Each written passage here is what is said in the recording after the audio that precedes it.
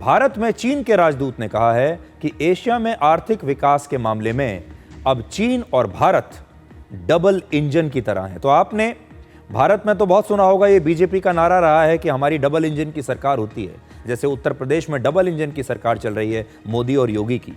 लेकिन अब यही आइडिया चीन ने भी ले लिया है और चीन ये कह रहा है कि भारत और चीन मिलकर एशिया के डबल इंजन हो सकते हैं। चीन की भाषा देखिए कैसे अब धीरे धीरे बदल रही है। चीन के राजदूत ने भारत पर अमेरिका के 50% टैरिफ लगाने की आलोचना की है और आज भारत की जीडीपी लगभग 356 लाख करोड़ रुपए की है। चीन की जीडीपी करीब 1635 लाख करोड़ रुपए की है। रशिया की जीडीपी लगभग 176 लाख करोड़ रुपए की है। और जो हम ट्रोइका की बात करते हैं, अगर इन तीनों देशों की कुल जीडीपी को हम मिला लें तो यह बनती है 2167 लाख करोड़ रुपए की जीडीपी है ये, अगर तीनों को मिला लें। ये तीनों देश मिलकर भी अमेरिका के जीडीपी को पार तो नहीं कर पाएंगे, लेकिन अगर ये तीनों मिल जाएं तो ये अमेरिका का सामना बखूबी जरूर कर सकते हैं। ये बात पक्की है।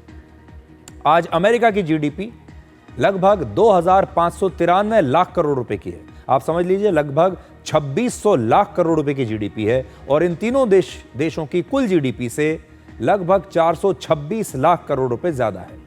इसके लिए तीनों देशों को मिलकर एक ये ट्रोइका बनाना होगा, जो आइडिया हम लगातार इस शो में देते आ रहे हैं।